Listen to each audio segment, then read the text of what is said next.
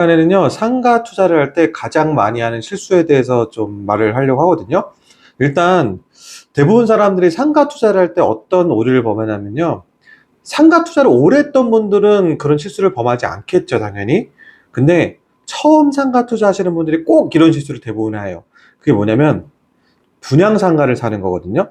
왜 분양상가를 사서 실수라고 말씀드릴 수 있냐면, 아파트를 분양받는 건 우리 누구나 원하고 우리가 또 하고 싶은 거잖아요. 그리고 절차가 우리가 당첨되기가 어려운 거지, 실제적으로 아파트 분양만 받으면 굉장히 좋잖아요. 그걸 알다 보니까 상가도 분양받듯이 신규 상가를 분양받는 경우가 굉장히 많아요. 그러니까 예전에는 상가의 개수가 굉장히 부족했어요. 그래서 뭐 예전에 한 10, 한 20년 전? 한 15년 전까지만 해도 분양 상가들이 뭐 크게 나쁘다고 말할 수가 없었어요. 그 당시에는. 왜냐면 뭐 상가를 분양해가지고 임대료도 잘 받았고, 그리고 뭐 특별하게 문제점이 없었거든요. 근데 지금 당시에는 왜 제가 분양상가가 어렵다고 말씀드리냐면, 분양상가를 봤을 때 공실들이 너무 많다라는 거죠. 공실들이. 왜냐하면 그 이유가 뭐냐면, 일단 분양상가들이 가격대가 굉장히 높아요. 분양가들이. 그러니까 일반 아파트들이 예를 들면 평당 뭐 2천만 원을 분양한다고 그러면, 상가 같은 경우에는 곱하기 2 정도 돼서 한 평당 한 4천만 원 정도의 분양가가 형성이 되거든요. 그러다 보니까 상가를 분양받고 나서, 여기 상가는 제가 예전에도 얘기했지만 상가는 일단 수익률이 가장 중요하거든요.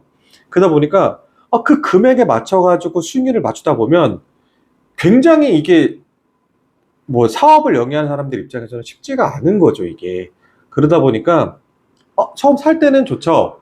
뭐 간단하죠. 분양 사무실 가가지고 계약서만 딱 쓰고, 나중에 이게 뭐 계약서 쓰고, 그다음 잔금 대출 받고, 소유권 이전 등기만 하면 내 상가가 딱 돼버리니까 너무 쉽거든요. 그러고 나서도 주변에 막 알아보고, 막 분양 상가 뭐 그 분양하는 사람들이 얘기할 때, 이거는 보증금 얼마에 뭐 월세 어느 정도 임차비는 받을 수 있다라고 얘기를 해요. 그러다 보면 나는 또 실제적으로 뭐 상가를 만약에 소유권 이전 받고 그러고 나서 임대차를 내놓는단 말이에요.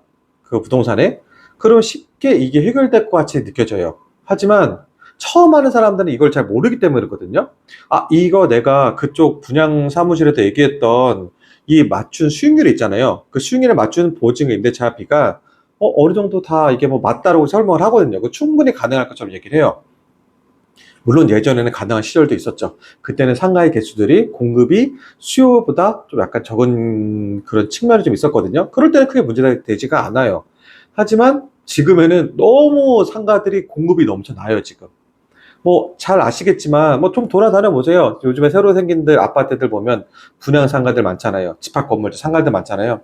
거기들 가보면 얼마나 많은 공실이 있는지를 가보면 피부로 느낄 수가 있단 말이에요. 최소한 그 정도의 노력과 관심이 좀 있어야 돼요. 그리고 실제적으로 나도 내가 만약에 분양을 받았단 말이에요.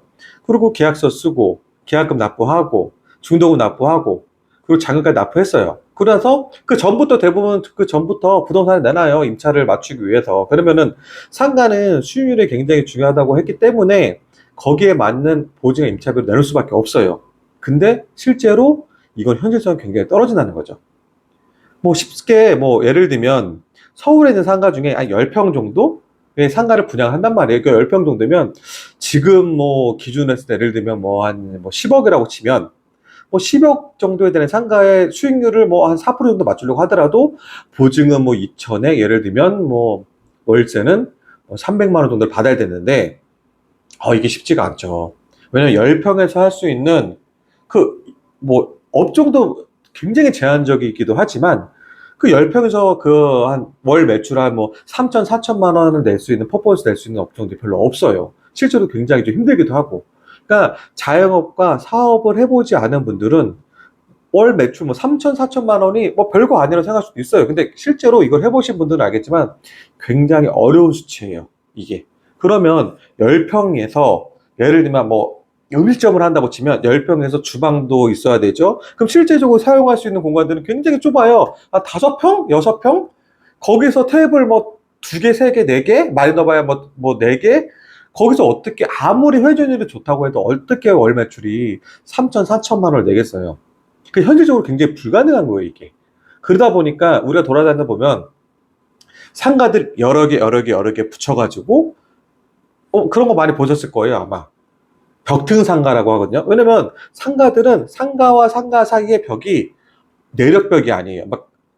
이게 뭐 어떤 힘을 받는 벽이 아니고, 쉽게 얘기하면 그냥 철거가 가능한 벽들이거든요. 왜냐면 이게 왜 그러냐면 어떤 업종이 들어올지 모르는 거잖아요. 그러면 10평을 쓸 수 있는 업종도 있지만 30평짜리 쓸 수 있는 업종도 있잖아요. 그럼 30평짜리 쓰는 업종이면 상가 10평짜리 3개로 뭉쳐가지고 써야 되는 거잖아요.